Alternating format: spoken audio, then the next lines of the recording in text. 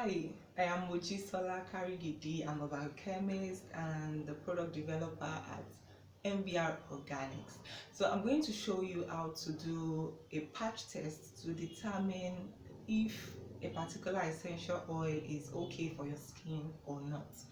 I have here the orange essential oil. It's extracted from orange peel, and here's how to do it.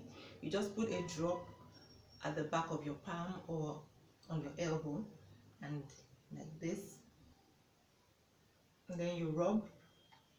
If